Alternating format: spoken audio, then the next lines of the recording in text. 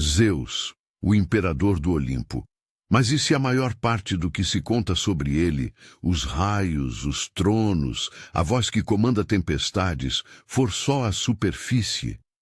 Existe uma história pouco narrada, escondida como uma caverna em Creta, que explica não apenas como Zeus chegou ao poder, mas quem ele foi antes do trovão, um menino protegido por astúcia, moldado por um segredo de mãe. Esta é uma versão do mito, uma narrativa literária que segue as tradições antigas, não uma história comprovada pela arqueologia.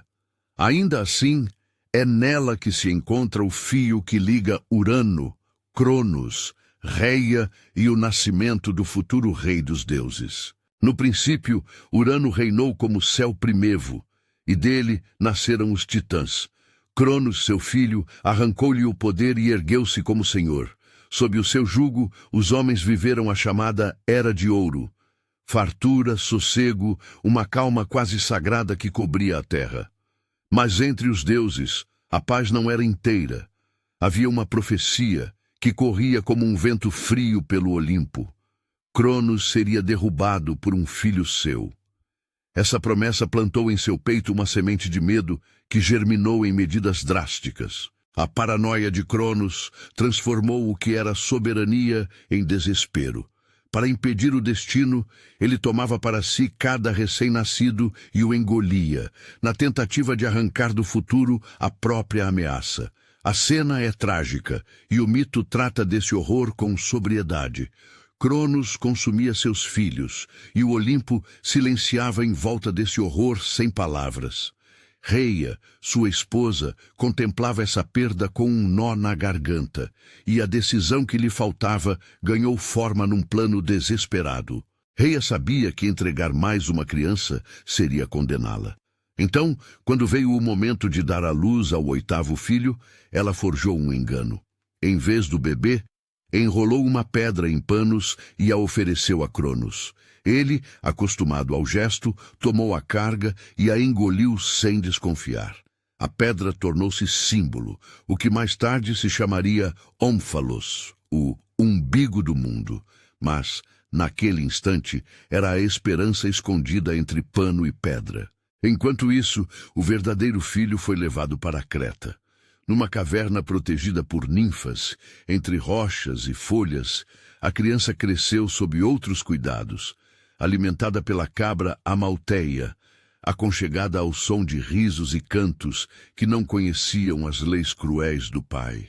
A infância de Zeus foi de natureza e festa, de passos pequenos sobre musgo e de ensinamentos sussurrados à sombra de árvores antigas. Ali, longe do palácio de Cronos, aprendeu-se a observar, a ouvir, a compreender as fraquezas disfarçadas de força. Mas nem tudo era amparo. O mundo carregava ecos do medo paterno, e o menino, mesmo protegido, herdou curiosidade e uma ferida de silêncio.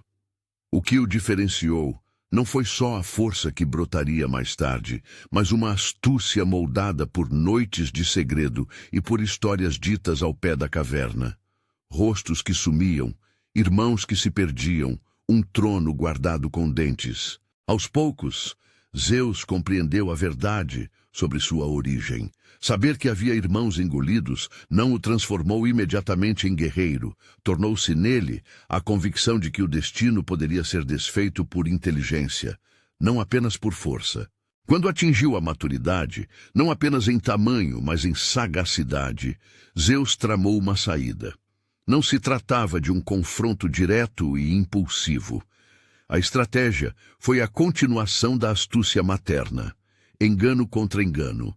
Com aliados discretos e conselhos vindos de seres sábios, buscou uma mistura capaz de forçar o impossível, que Cronos expulsasse do próprio corpo aquilo que havia tomado. A tradição fala de uma poção, de um néctar preparado com a ajuda de aliados, e do poder de Metis, a astúcia primária. O detalhe dos ingredientes pouco importa aqui. Importa que foi uma mistura de engenho e retribuição. Havia risco. Aproximar-se de Cronos exigia disfarce e nervos de ferro. Zeus entrou em cena como servo, como um jovem inconspícuo ao redor do banquete paterno, trazendo o cálice que continha a mistura. O plano pendeu entre a sorte e a coragem. Oferecer a bebida a Cronos e esperar que o destino que outrora ameaçara o Titã se virasse contra ele de modo literal e simbólico. No momento decisivo, Cronos bebeu. O efeito foi violento. Não de imagens grotescas, mas de liberação. Um a um, os filhos que haviam sido engolidos foram expelidos para o ar livre, vivos, atônitos, reunindo-se na presença de um céu que já não os reconhecia como prisioneiros. Até a pedra veio à tona, e aqueles panos que haviam servido de máscara ficaram como lembrança.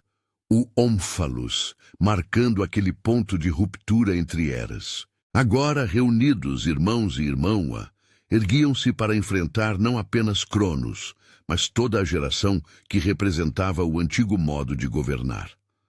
A libertação não significou uma simples troca de coroas. Foi a abertura do palco para a titanomaquia, a guerra que mudaria a ordem do cosmos, mas antes que os relâmpagos riscarem o céu e as muralhas da antiga ordem tremessem, havia algo menos visível que definira o novo líder. A infância escondida, a educação sob a malteia, os segredos sussurrados na caverna. Zeus não só conquistou com força, planejou, enganou, esperou o momento certo. Há, nessa trajetória, uma face quase juvenil, uma mistura de teimosia de filho e cálculo de estadista. Essa é, em resumo, a história que muitas vezes fica nas entrelinhas dos relatos. O imperador do Olimpo, forjado pela astúcia de sua mãe e pela própria necessidade de reivindicar uma família roubada. A imagem do rei dos deuses que atira raios é incompleta, sem o menino que aprendeu a sobreviver às sombras do poder. O poder que veio depois levou consigo também a memória de uma infância que ensinou a Zeus a confiar tanto na estratégia quanto na força.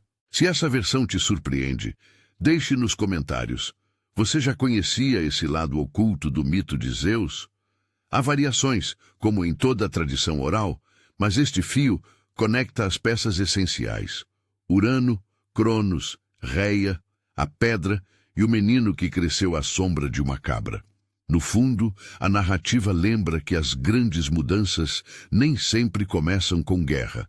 Às vezes começam com um plano bem pensado e um gesto de coragem de quem tem mais a perder. A titanomaquia está por vir, e com ela as tempestades que moldariam o novo mundo. Mas antes dos relâmpagos houve uma infância, um segredo e uma pedra que guardou um destino. Se gostou desta recontagem, inscreva-se, compartilhe com alguém que curta mitologia e volte para descobrir a guerra que mudaria o cosmos, a titanomaquia. Qual versão do mito te fascina mais? A da força ou a da astúcia?